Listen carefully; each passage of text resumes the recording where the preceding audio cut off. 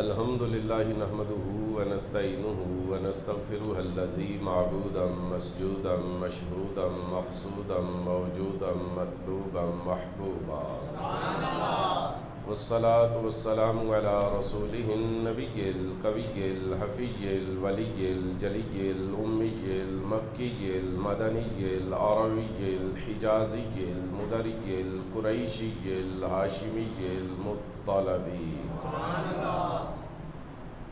وعلى آلہ وصحابہ واتباعہ وازواجہ واولادہ واحبابہ واعوانہ وانصارہ واہل بیتہ الطیبین الطاہرین المطہرین الاکملین الاجملین اما بعد فاعوذ باللہ من الشیطان الرجیم بسم اللہ الرحمن الرحیم قال اللہ تبارک وتعالی فی کلامہ المجید وفرقانه الحمید وبرهانه الرشید والبدن جعلناها لكم من شعائر الله لكم فيها خير فاذكروا اسم الله عليها صواف فإذا وجبت جنوبها فكلوا منها وأطعموا القانع والمعتر صدق الله العظيم إن الله وملائكته يصلون على النبي يا أيها الذين آمنوا صلوا عليه وسلموا تسليما بواسطة الدرود الآخرين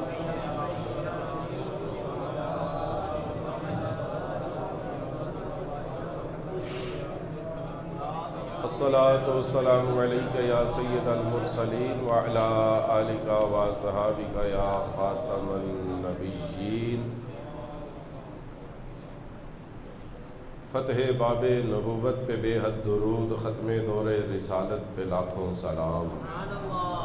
بندہ عاجز میں گناہگار تیرا، کریں اپنے فضل دا تو دان سائیاں، تیرے کرم دا نہیں کوئی حد بننا، تو رحیم کریم رحمان سائیاں، تے تیرا در چھڑ کے کیڑے در جا میں، ٹھیڑے ماردائی سارا جہان سائیاں، او کشتی کدے نہیں ڈب سکدی جدا تو ہوویں نگہبان سائیاں، تے تینوں پتہ ہے ساریاں کیتیاں دا نہیں تیرے تو لک لکان سائیاں، پردے اساں مسکینہ دے کج لمی جدوں حشر دا لگے میدان سائیاں، تے جے تو بخش دیویں تیری مہربانی تیرا لاکھ کروڑ احسان سائیاں۔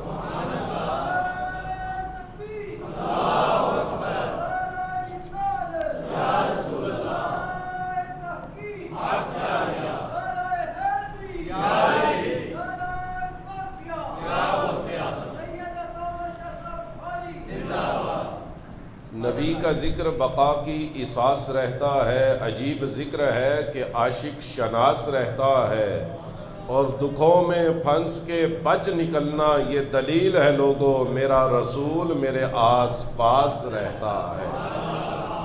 واجب صد احترام لائق صد تکریم حضرات گرامی قدر معزز و محترم محتشم سامعین، میں نے آپ حضرات کے سامنے قرآن مجید کا پارہ نمبر 17 سورہ حج آیہ مبارکہ 36 پڑھنے کا شرف حاصل کیا۔ قرآن مجید کی اس آیت میں اللہ نے قربانی کے جانوروں کا ذکر کیا، اور ایک بڑے دلچسپ انداز کے اندر، بڑے دل نشیں اسلوب کے اندر اور پرکشش پیرائے میں اللہ نے قربانی کے جانوروں کا ذکر کیا، اور پھر آگے قربانی کے جانوروں کی گوشت کے تقسیم کا جو طریقہ کار ہے وہ بھی اللہ نے قرآن مجید کی اس آیہ مبارکہ میں بیان فرما دیا۔ ارشاد ربانی ہے وَالْبُدْنَ جَعَلْنَاهَا لَكُم مِّن شَعَائِرِ اللَّهِ۔ اللہ فرماتا ہے، معنی و مفہوم یہ ہے اس آیہ مبارکہ کا کہ اے میرے بندو، قربانی کے جتنے بھی جانور ہیں ہم نے ان جانوروں کو تمہارے لیے اللہ کی نشانیاں بنا دیا۔ قربانی کے جانور اللہ کی نشانیاں، چاہے اونٹ ہیں یا از قسم گائے بیل ہے یا بکرے بکریوں کی اقسام میں سے ہیں، قربانی کا جو جانور بھی ہے اللہ فرماتا ہے یہ میری نشانیاں۔ لَكُمْ فِيهَا خَيْر، اللہ فرماتا ہے ان جانوروں میں تمہارے لیے خیر ہے، بہتری ہے، برکت ہے۔ فَاذْكُرُوا اسْمَ اللَّهِ عَلَيْهَا صَوَافٍ، اللہ فرماتا ہے جب قربانی کا دن ہو تو باری باری ان کو ذبح کرو، ان کے اوپر اللہ کا نام لو۔ مطلب یہ کہ ایک دوسرے کے سامنے ذبح نہ کرو، ایک دوسرے سے چھپا کے ذبح کرو، جانور کو جانور کے سامنے ذبح نہ کیا جائے۔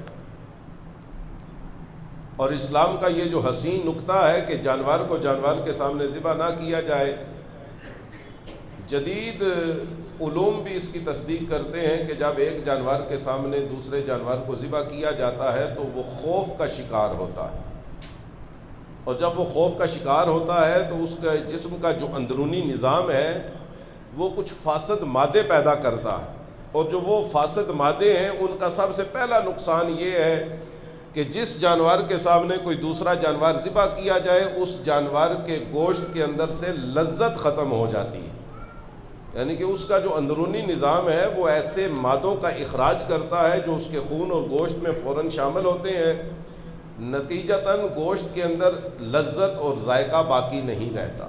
اسی لیے اللہ نے قرآن پاک میں ارشاد فرمایا، جس کا ایک پہلو یہ بھی نکلتا ہے کہ جانوروں کو باری باری ذبح کرو، ایک دوسرے کے سامنے ذبح نہ کرو۔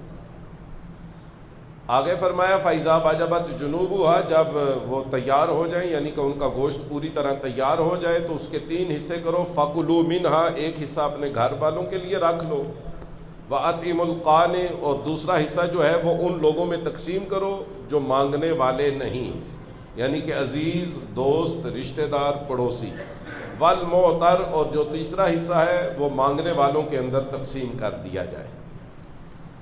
حضرات گرامی قدر، یہ اس آیہ مبارکہ کا مختصر سا ترجمہ اور تشریح ہے جو میں نے آپ کی سماعتوں کو رس گھولنے کے لیے پیش کر دیا۔ اللہ نے فرمایا قربانی کے جانور میری نشانیاں ہیں۔ ذرا دوبارہ توجہ فرمائیں، اللہ فرماتا ہے یہ جو قربانی کے جانور ہیں یہ میری نشانیاں ہیں۔ نشانی کو علامت بھی کہتے ہیں۔ آپ کو پتہ ہے ایک کپڑا جو مستطیل شکل میں ہو،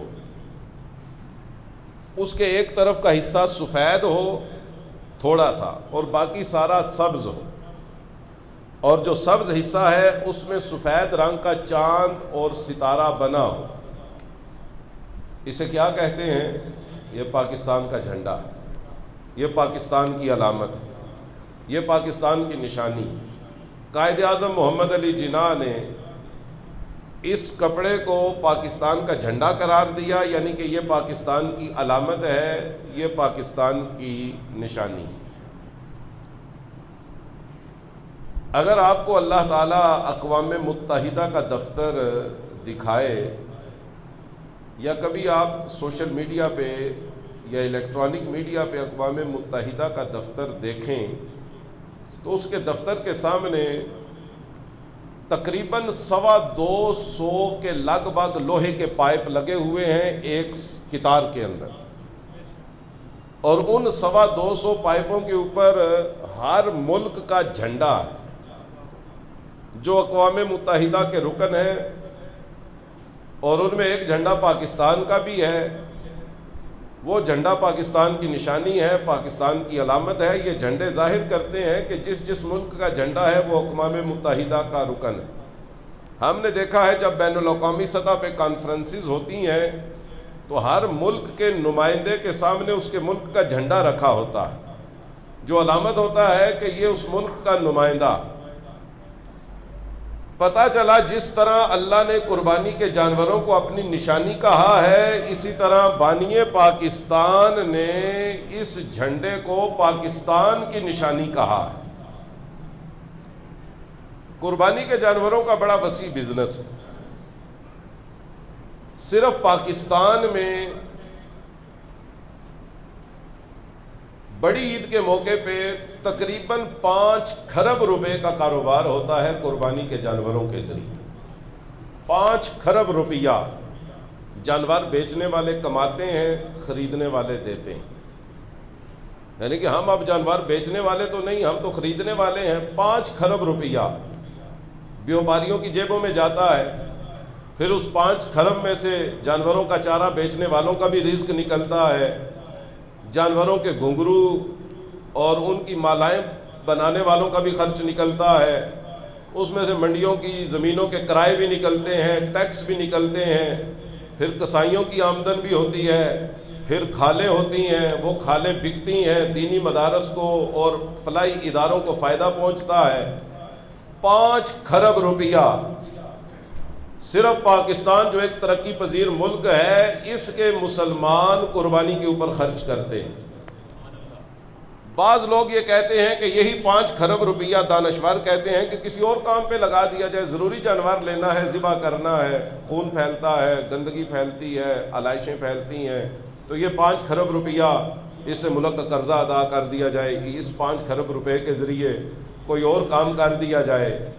میرے محترم سامعین، اعتراض 1400 سال کے بعد ہوا، جواب اللہ نے 1400 سال پہلے عطا فرمایا۔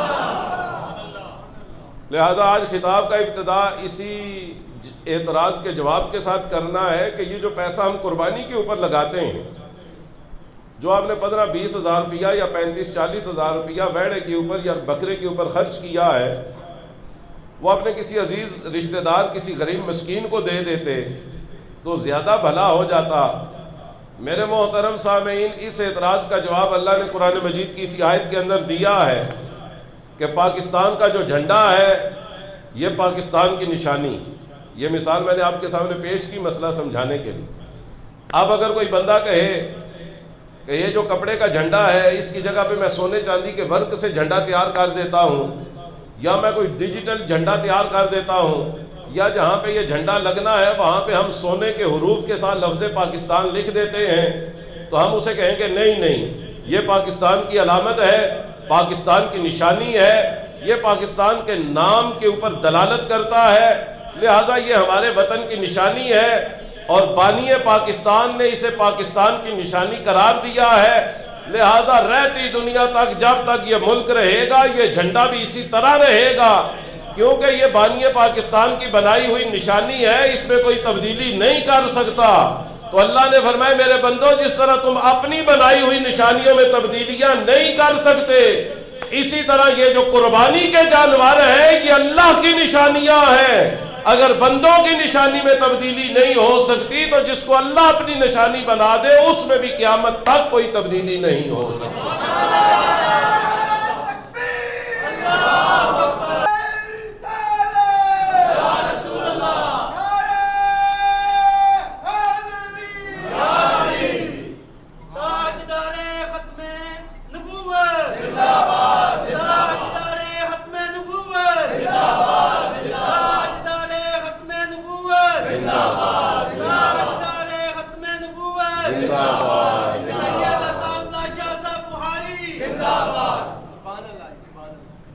میاں صاحب فرماتے ہیں ہر جگہ تے چل دی نہ ہی جیبے دی چترائی۔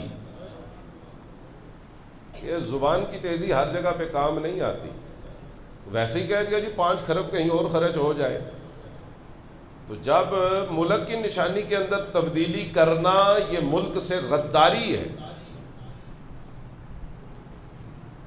اگر جھنڈے کے اوپر چاند کا رخ اوپر کی طرف ہے تو اسے نیچے کی طرف کر کے بنانا یہ بھی غلطی ہے، اس جھنڈے کی توہین وطن کی توہین ہے، اس کی غداری وطن سے غداری ہے، اس کے اندر تبدیلی جو ہے وہ جرم ہے۔ میرے محترم سامعین، پھر ماننا پڑے گا کہ اگر کوئی ملک کی نشانی کے اندر تبدیلی کرے تو وہ مجرم بن جاتا ہے، جو اللہ کی نشانیوں کے اندر تبدیلی کرنے کا سوچتا ہے وہ بھی اللہ اور اس کے رسول کا مجرم قرار پا جاتا ہے۔ اسی لیے حضور نے فرمایا ما عمل ابن آدم احب الی اللہ تعالی یوم النحر من احراق الدم۔ حضور نے فرمایا یہ جو ذوالحج کا 10واں دن، 11واں دن، 12واں دن، یہ جو 3 دن ہے اللہ کی بارگاہ میں عملوں کے معیار بدل جاتے ہیں۔ اگر ان 3 دنوں میں کوئی بندہ 3 لاکھ نفل پڑھ دے، کوئی بندہ کھربوں روپے اللہ کے راستے میں قربان کر دے، کوئی بندہ جتنی مرضی نیکیاں اور عبادتیں کر لے، حضور نے فرمایا اسے وہ ثواب نہیں مل سکتا جو اللہ اپنے راستے میں قربانی کرنے والے کو ان 3 دنوں میں اجر و ثواب عطا فرما دے۔ وَالْبُدْنَ جَعَلْنَاهَا لَكُم مِّن شَعَائِرِ اللَّهِ۔ اللہ نے فرمایا قربانی کے جانوروں کو ہم نے اپنی نشانیاں بنا دیا۔ لَكُم فِيهَا خَيْرٌ، اس میں ہمارے لیے برکت ہے. ہم اگر جانور خریدنے جائیں تو وہ بھی برکت. حضرت علی کا قول ہے، آپ نے فرمایا قربانی کا جانور خریدنے والا جب اپنے گھر سے باہر نکلتا ہے، جیسے جیسے وہ قدم اٹھاتا جاتا ہے اللہ ہر قدم کے اوپر اسے نیکیاں عطا فرماتا جاتا ہے. ان جانوروں کو خریدنے کے لیے نکلنا بھی برکت، ان کو خریدنا بھی برکت، ان کو خریدنے کے لیے جگہ جگہ پھرنا وہ بھی خیر و برکت، ان کو خریدنے پہ اپنا مال صرف کرنا وہ بھی برکت، انہیں گھر لا کے رکھنا بھی برکت، ان کی خاطر تواضع کرنا بھی برکت، ان کی علائشوں کو صاف کرنا بھی برکت، ان سے محبت کرنا بھی برکت، انہیں ذبح کرنا بھی برکت. اور یہ اس قدر اس میں خیر ہے، اس قدر برکت ہے. حضور نے فرمایا بِكُلِّ شَعْرَةٍ مِّنَ الصُّوفِ حَسَنَةٌ، یہ جو قربانی کے جانور کے جسم کے اوپر بال ہوتے ہیں اللہ ہر بال کے بدلے نیکی عطا کرتا ہے. صحابہ نے عرض کی یا رسول اللہ یہ کوئی دنیا کی تکلیفوں سے بھی نجات دلاتے ہیں؟ حضور نے فرمایا ان الزہایا ہی المطایا ترفع البلایا یوم القیامہ. حضور نے فرمایا تم دنیا کی مصیبتوں کا پوچھتے ہو، جب قیامت کا دن ہوگا تمہاری قربانیوں کے جانور اپنی کمر پہ تمہیں سوار کر کے پل صراط سے گزاریں گے. یہ تمہیں دنیا کی مصیبتوں سے بھی بچاتے ہیں، اور دنیا کی مصیبتیں ایک طرف، قیامت کا دن بھی جو مصیبت تمہاری طرف آئے گی قربانی کے جانور تمہیں اس مصیبت سے بھی بچنے کی اللہ ان کو توفیق عطا فرمائے.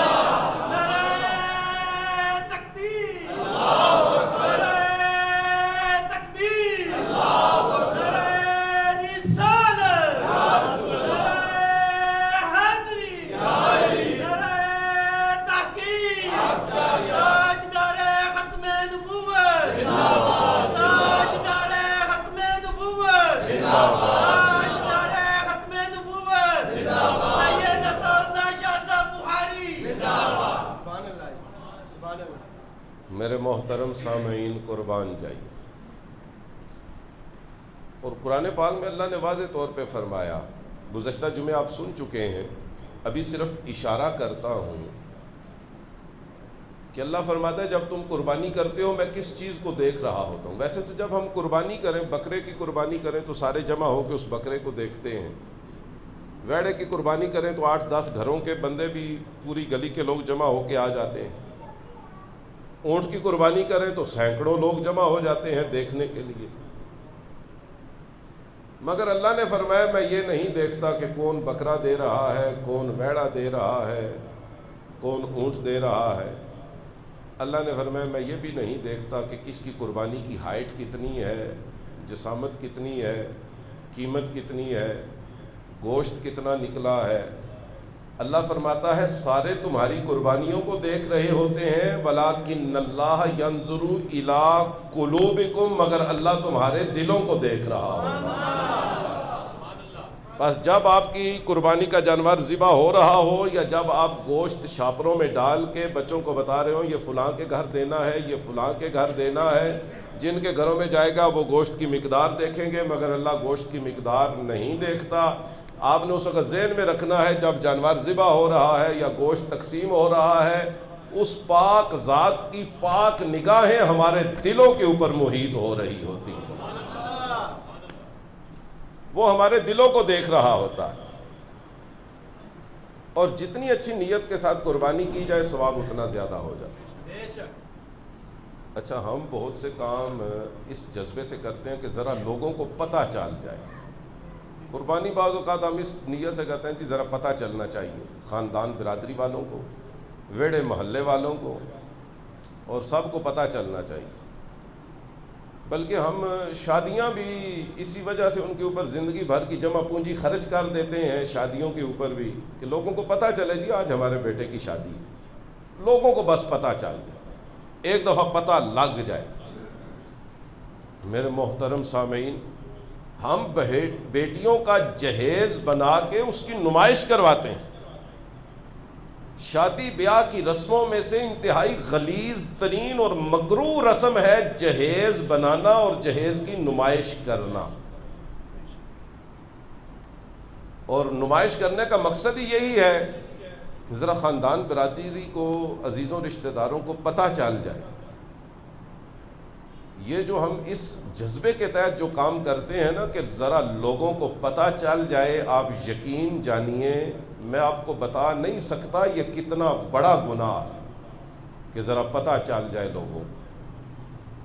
یہ اتنا بڑا گناہ ہے، حضور نے فرمایا یہ ریاکاری ہے۔ عرض کی یا رسول اللہ ریاکاری کتنا بڑا گناہ ہے؟ حضور نے فرمایا ایک بڑا شرک ہے بتوں کی پوجا کرنا، بتوں کو پوجنا، یہ بڑا شرک ہے۔ اور حضور نے فرمایا دوسروں کو دکھانے کے لیے کوئی کام کرنا یہ چھوٹا شرک ہے۔ وہ بھی شرک ہے، یہ بھی شرک ہے۔ وہ شرک سینئر ہے، یہ شرک جونیئر ہے۔ وہ بڑا ہے، یہ چھوٹا ہے۔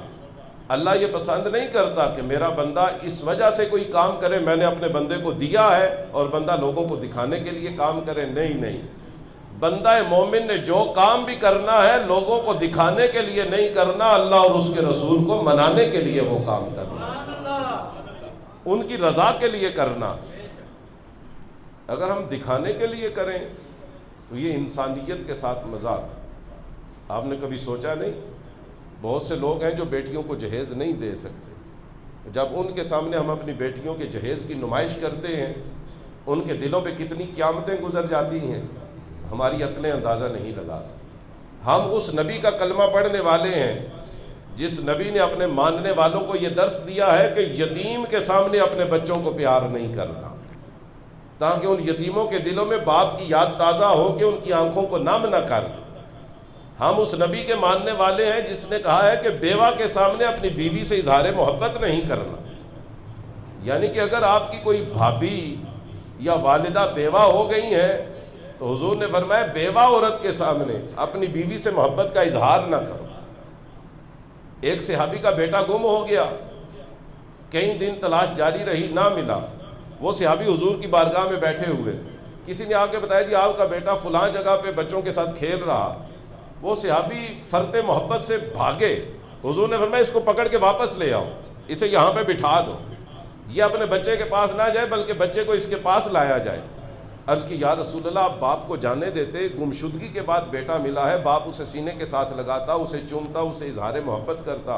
حضور نے فرمایا اسی لیے منع کیا ہے کیونکہ اس کا جو بیٹا تھا وہ بچوں میں کھیل رہا تھا، اور اس کو میں نے وہاں پہ جانے سے اس لیے روکا ہے، وہاں پہ بہت سے یتیم بچے بھی کھیل رہے ہوں گے، اور یہ ان کے سامنے اپنے بیٹے سے پیار کرتا تو ان کے دلوں پہ قیامتیں گزر جاتی۔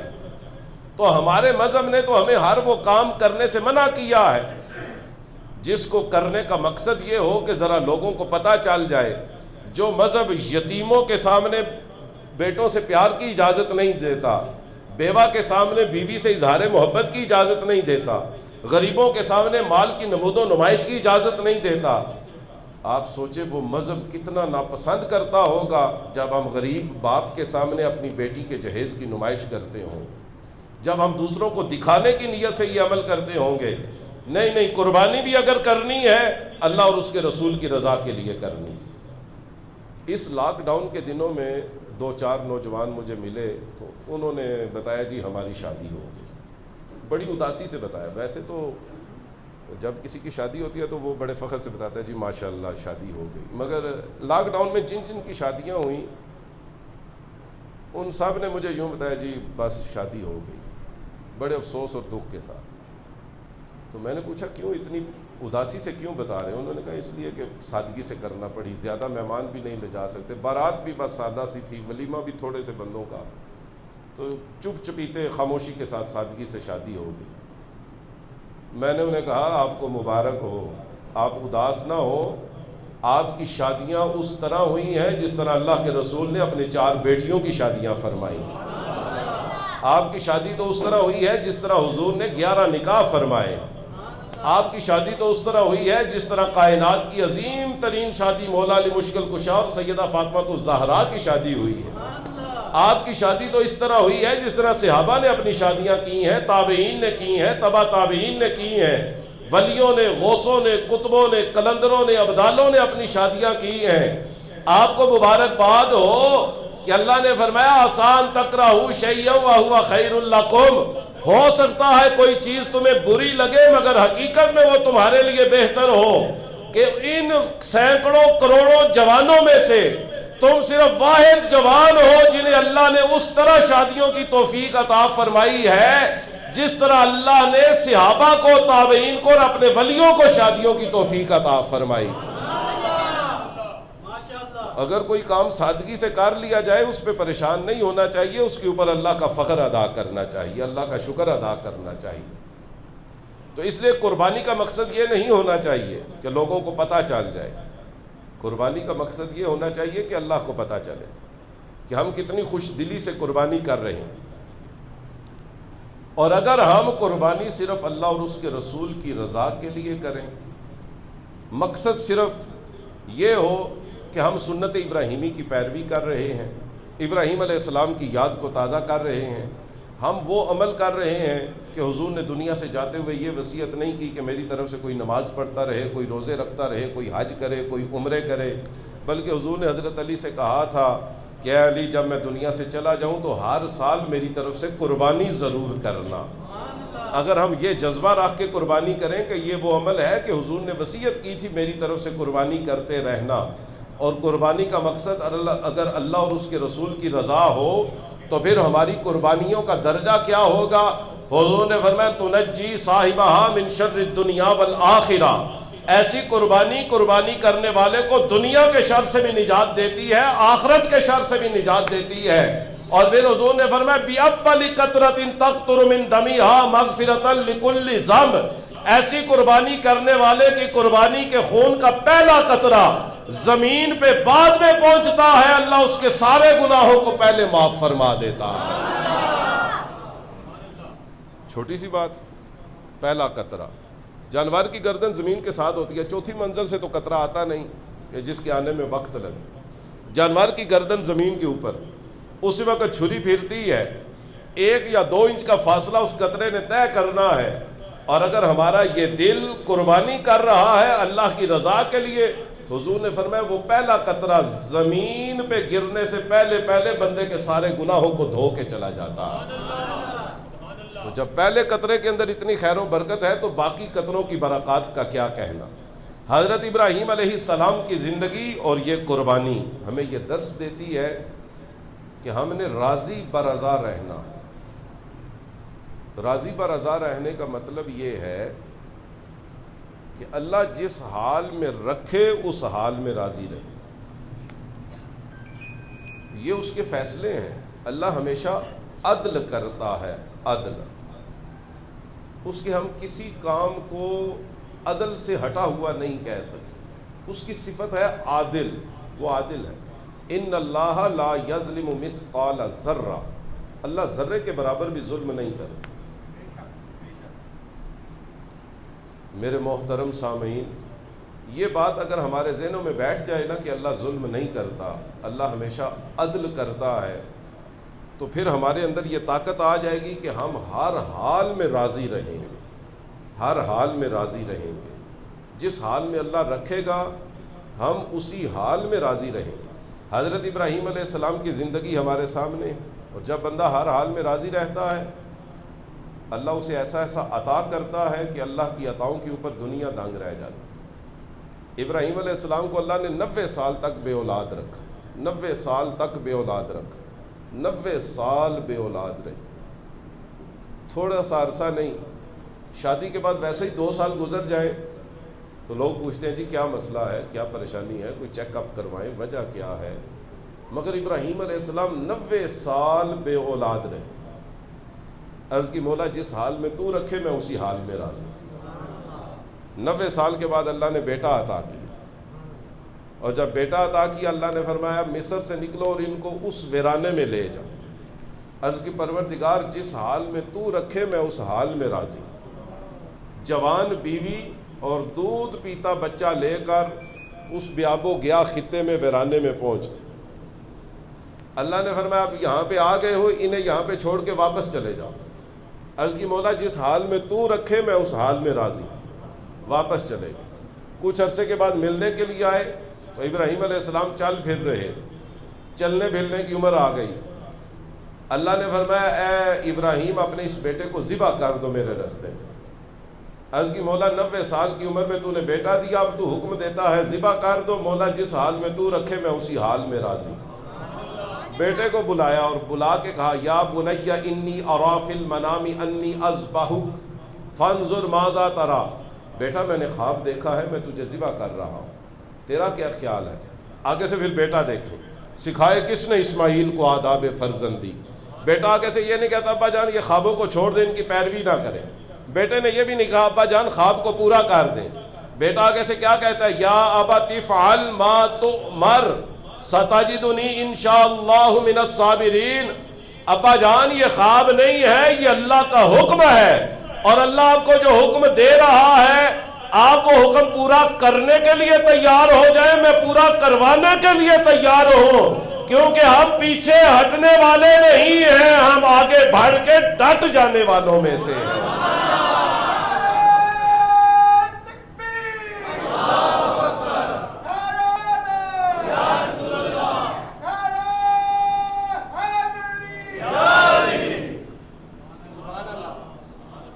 ستجدنی انشاءاللہ من الصابرین، آپ مجھے صبر کرنے والوں میں سے پائیں گے۔ صبر کا معنی ہے ڈٹ جانا۔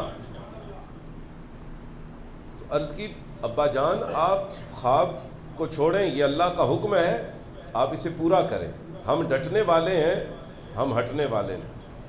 بیٹے کی گردن کے اوپر چھری رکھ، آنکھوں پہ پٹی باندھ، چھری چلا دی، خون بھی نکلتا ہوا محسوس ہوا، گرم گرم خون کی نمی اپنے ہاتھوں پہ محسوس ہوئی۔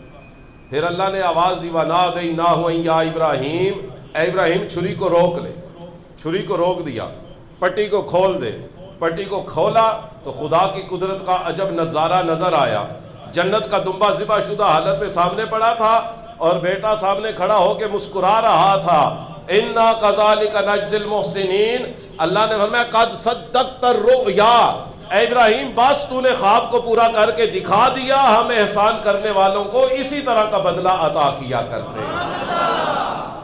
وَتَرَكْنَا عَلَيْهِ فِي الْآخِرِينَ، اور اے ابراہیم تیری یہ ادا قیامت تک آنے والوں میں باقی رہے گی، جب بھی ذوالحج کا 10واں دن آئے گا، جو میرا کلمہ پڑھنے والا ہوگا وہ تیری سنت کے اوپر ضرور عمل کیا کرے گا۔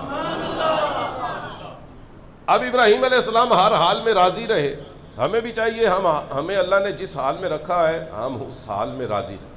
اللہ نے ہمیں جتنا کاروبار دیا ہے، جیسی شکل دی ہے، جیسا رنگ دیا ہے، جتنا دائرہ اختیار دیا ہے، جیسی اولاد دی ہے، جیسا گھر دیا ہے، جیسی سواری ہے، ہم اسی حال میں راضی رہیں، اور اگر ہم اسی حال میں راضی رہیں اللہ اپنی عطاؤں میں اضافہ کرتا ہے۔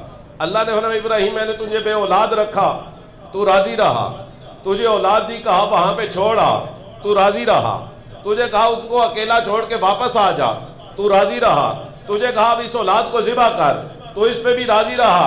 اے ابراہیم تیرا یہ راضی برضا رہنا ہمیں اتنا پسند آیا ہے، اتنا پسند آیا ہے، ہم نے تیری اولاد میں برکت ڈال دی ہے، اولاد میں برکت ڈال دی ہے، یا اللہ تو مجھے اور اولاد دے گا۔ اللہ نے فرمایا یہ معاملہ اب چھوٹا ہے کہ میں تجھے اور اولاد دوں، ہم نے تیری اولاد میں برکت ڈال دی ہے۔ مولا کیا برکت ڈالی ہے؟ اللہ نے فرمایا ابراہیم اب میں نے فیصلہ کر لیا ہے، تیرے بعد میرے جتنے نبی آئیں گے سب کے سب تیری اولاد کے اندر آئیں گے۔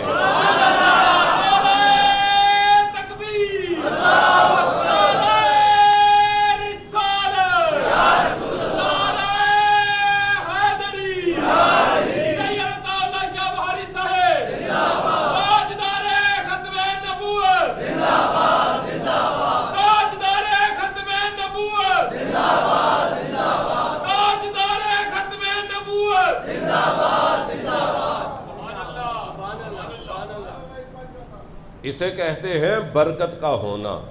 جب بندہ اللہ کے دیے پہ راضی رہتا ہے اللہ پھر اس کی ہر چیز میں برکت ڈال دیتا۔ کسی دن آپ کو دکان سے صرف 100 روپیہ بچے، آپ راضی رہیں، آپ کے پروردگار تو نے آج میرے مقدر میں یہی لکھا تھا، مجھے مل گیا، یا اللہ تیرے اس دیے ہوئے کے اوپر میں راضی ہوں۔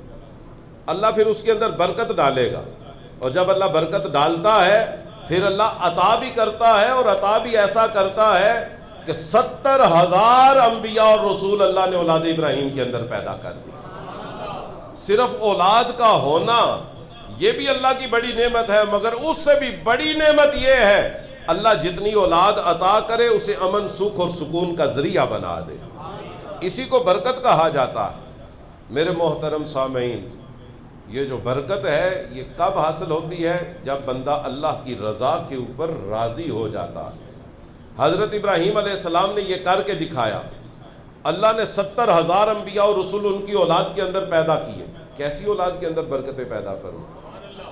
دیکھیے نا، اولاد میں ایک بچہ حافظ قرآن ہو جائے تو ماں باپ کی شان بلند ہو جاتی ہے۔ آپ جتنے لوگ یہاں پہ بیٹھے ہیں جن کا کوئی بیٹا یا بیٹی قرآن کا حافظ یا حافظہ ہے، آپ کو مبارک ہو، آپ کے نے اپنے بچے کو قرآن حفظ کروا دیا۔ اب چاہے وہ یاد رکھے یا نہ رکھے، عمل کرے یا نہ کرے، آپ نے اپنی ڈیوٹی پوری کر دی، آپ نے اسے قرآن حفظ کروا دیا۔ اس کا حفظ اس کے اندر تبدیلی لائے یا نہ لائے، اسے فائدہ ہو یا نہ ہو، مگر آپ کا درجہ بلند ہو گیا کہ قیامت کے دن آپ دور سے پہچانے جائیں گے۔ حضور نے فرمایا اللہ آپ کو ایسا تاج دے گا جس کی روشنی سورج اور چاند کی روشنی سے بھی زیادہ حسین ہے۔ قیامت کے دن لوگ آپ کو دیکھیں گے تو سمجھ جائیں گے کہ ان کا کوئی بیٹا یا بیٹی ایسا ہے جس نے پورا قرآن حفظ کیا ہے۔ سوچئے جس کی اولاد کے اندر ایک بچہ قرآن حفظ کر جائے، اس کی شان کا عالم یہ ہے جس ابراہیم کی اولاد میں اللہ نے 70,000 نبی اور رسول پیدا کر دیے ہیں، اس ابراہیم کی شان کا عالم کیا ہو۔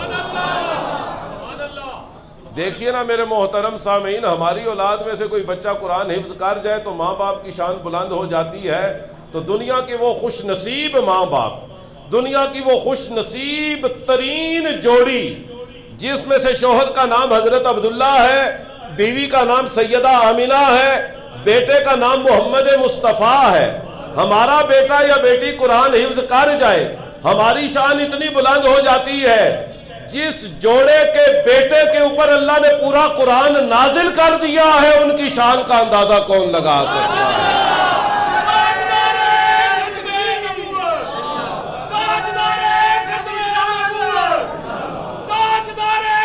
بابا سے بلند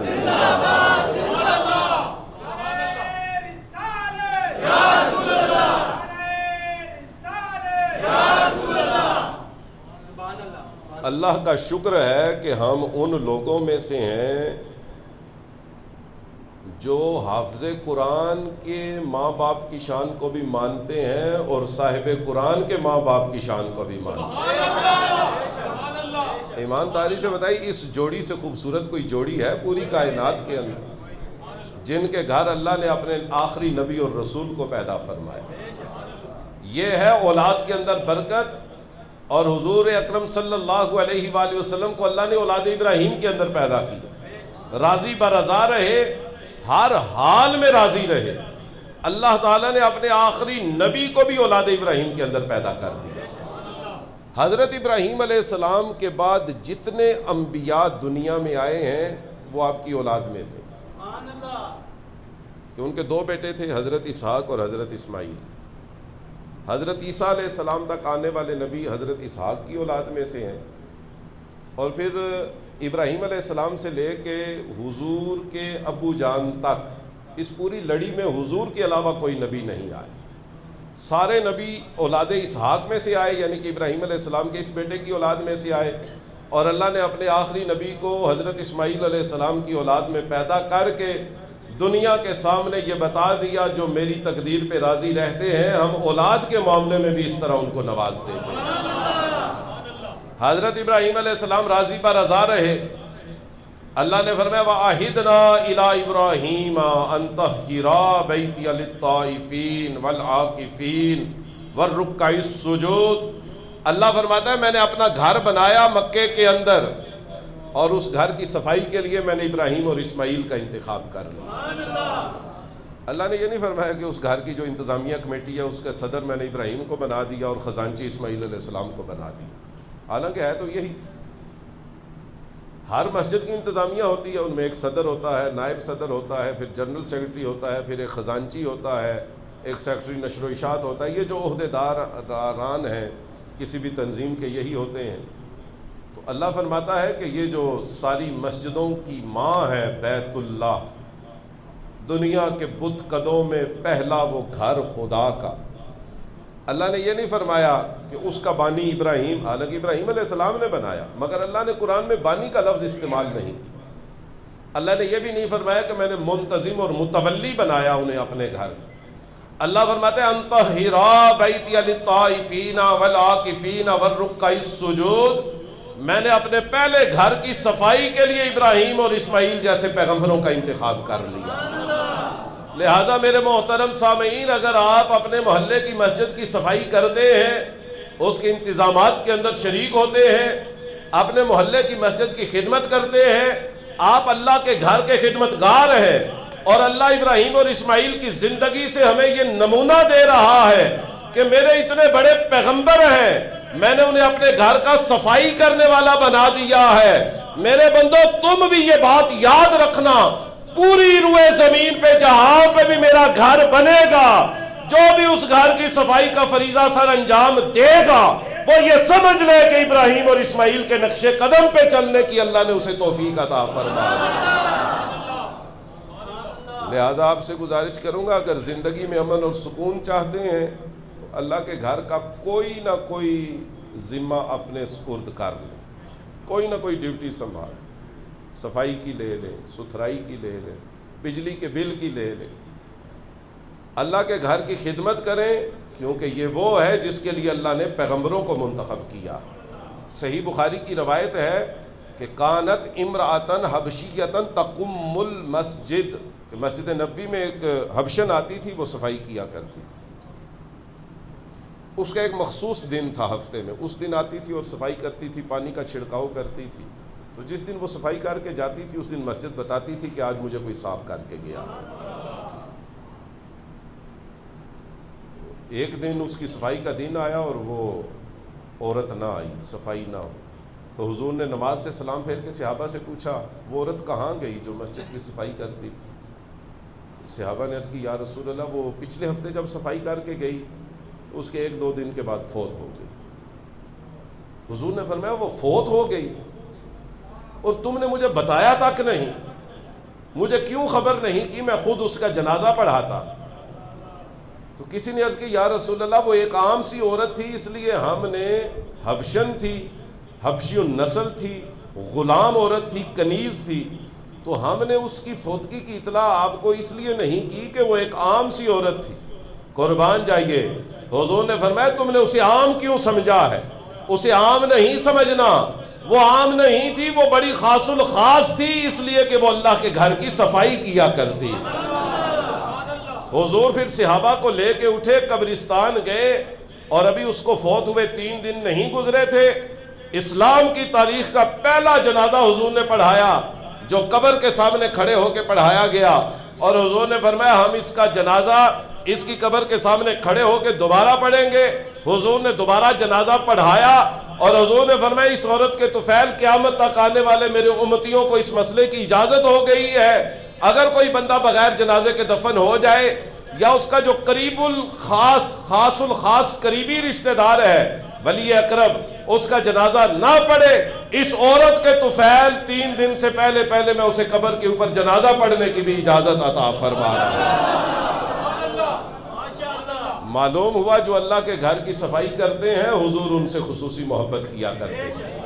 تو آئیے آج سے ہم عہد اور ارادہ کریں، ہم نے اپنے محلے میں اللہ کے گھر کا کوئی نہ کوئی نظام سنبھال لینا ہے، اور جب ہم یہ نظام سنبھالیں گے اللہ بھی ہم سے محبت کرے گا، اللہ کا رسول بھی ہم سے محبت فرمائیں گے۔ وآخر دعوانا